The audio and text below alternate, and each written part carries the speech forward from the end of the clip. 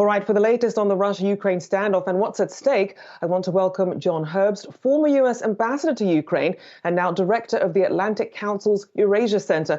Ambassador, thank you for taking the time to join us today. I want to first start by getting your reaction to President Biden's speech. He was updating the American people on the tensions, on the measures as well. What stood out for you from this speech, and what were you hoping to hear more about? Look, this was a continuation of essentially a solid Biden administration-led response to Putin's threat to invade Ukraine with conventional forces on a large scale. The administration has been consistent going back to at least November, laying out there'd be a strong U.S.-led response in terms of punishing sanctions, increasing NATO forces along Russia's border, and sending additional arms to Ukraine. He was clear-eyed. He was strong in laying that out once more in his press conference just now, his press statement just now. Now, it's difficult because on the one hand, we're seeing this partial drawdown of some troops at the Russia-Ukraine border, but we're not sure where they're going to be permanently. And you're also seeing this more diplomatic tone, but Russia still says it's going to continue military drills. And Ukrainian officials, look, they want more concrete action from Russia. Talk about this strategy of mixed signals and what we should read from that. Look, we still don't know what Moscow is up to. They've announced today they're pulling some troops back from the border, but according to Secretary General Stoltenberg of NATO, we have not had confirmation of that. So we have to wait and see. At the same time, the Duma, the parliament in Russia, has said that Russia should annex the territories they occupy in Ukraine's east, the Luhansk and Donetsk People's Republic. So that's obviously an unfriendly signal. My sense is that Putin is a risk taker, but a cautious one. He is deeply concerned about the tough measures Russia will face if, in fact, he does invade Ukraine. So he's going to stand down. But he will keep pressure on Ukraine because he's still trying to disrupt Ukraine's westward-oriented foreign policy. Ambassador, when we think about the strategy that's at play from both sides, but also the diplomacy that's attempting to be shown here and hopefully wins out, with the number of troops that are being told, from Russia at least, that are being withdrawn and pulled back, as you mentioned there, yet, as President Biden had said, Russian defense reported these military units returning. However, that's unverified at this point. What measures would the administration be able to take to verify that information? And would they still be, what is the strategy around releasing that information to the public once verified? We have excellent intelligence. And if the Russians, in fact, are removing those troops, we will see it. And of course, if Moscow wants to make clear the way we see it, they will do it in a way so it's easily visible to us. So as far as I'm concerned, until we hear from someone authoritative, whether it's in Washington or in Brussels at NATO or in London, we should keep that as something which may be happening, but which we're not certain is happening. But in any case, even the statement is a sign that Moscow wants to de-escalate tensions a little bit. Again, I think it's because Putin is afraid of the consequences of actually launching a major invasion of Ukraine. The president also gave a clear nod to how this may impact energy prices and that they're going to have to do more from the White House's side to also curb the impacts to Americans. What measures do you expect them to take at this point, especially as Americans are largely looking at energy prices that have been soaring for themselves too?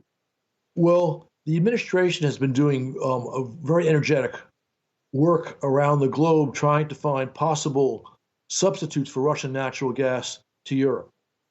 I think it would also be, and they've also been asking OPEC to increase oil production. The administration so far is not willing to talk about a great increase in American hydrocarbon production because they have decided to pursue this very strict, regimented green energy policy. This is something else, though, they could do if they truly want to ease gas and oil prices in the U.S. Ambassador, broadening this out a bit for a moment here, what do we know now about what Russia and Russian President Vladimir Putin wants with Ukraine, and how might these motives play into the diplomatic discussions going forward? Unfortunately, Mr. Putin has very aggressive designs, not just on Ukraine, but on all of the countries that used to be part of the Soviet Empire. You know, they sent us these draft treaties in late December, one for us and one for NATO. And in those treaties, they said that all the countries that joined NATO after the Cold War ended, after the Soviet Union collapsed, would have to remove troops and weapons. because Moscow wants to be able to have major influence over those countries. That is in effect an attack, at least an implicit attack on our NATO allies, and we cannot allow that. In Ukraine, Putin's objective is to push Ukraine from a westward-oriented foreign policy to a Moscow-oriented foreign policy. We have a vital stake in making sure Putin fails in Ukraine, because if he succeeds in Ukraine, his next target will be our NATO allies, whom we must defend with arms, with our own troops. And we don't want to have to do that. So let's beat Putin in Ukraine using sanctions and NATO deployments and not U.S. soldiers. And at this juncture, are there specific moves from Russia or from the U.S. and its allies that you think we should be keeping an eye on as a signal of whether this is continuing to move in a diplomatic direction or switching back to a more militant direction? All right. Moscow, again, has been threatening a major invasion for over a month now, a couple of months. Again, I've been a little bit skeptical that Putin will actually pull the trigger because, again, he's afraid of what we'll do. But here's something. If, in fact, the Russians announced that, quote unquote, Ukrainians have attacked either ethnic Russians in Ukraine or they have launched an attack on Russian forces, that will be the pretext for Moscow to actually launch an invasion of Ukraine. So that's something to watch for.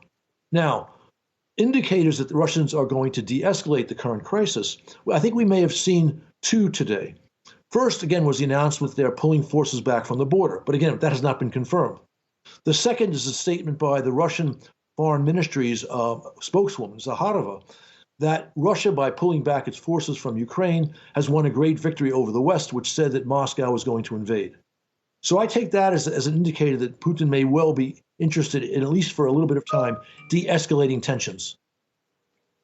And Ambassador, as we know, Ukraine is not a NATO member, but what happens between Russia and Ukraine, as the president mentioned, affects the global economy. Now, piped gas from Russia accounts for a third of the gas burned in Europe. Other than being the top producer of one of the top producers of natural gas, also oil, nickel, palladium, copper, coal, potash, wheat, and others. How do some of these allies then strike that balance between Russia and sanctions while also trying to protect their own economic interests at home? Look, that's a very important question. In part, this problem exists because of very short-sighted policies in Germany to make the agreement to create this Nord Stream 2 pipeline, which is a disaster for the United States, for Eastern Europe, and for that matter, for Germany as a NATO ally. But this is the situation we're in right now. What we can do is, again, if Moscow goes into Ukraine with those forces, we will impose punishing sanctions. Then Putin has a dilemma. He can either punch back by reducing gas supplies to Europe, or he can just maintain gas supplies. If he does reduce gas supplies to Europe, he can probably afford that for 4, 6, 8 months, in which time, though, he would deplete his war chest of surplus. He has a fund of about $600 billion. That will be depleted within a year if they're not getting oil revenues from the EU. So he could do that, but I'm not certain that he will. And again, the United States has taken some steps. It needs to do more to help ensure security of gas supplies to Europe if Moscow decides to play that card.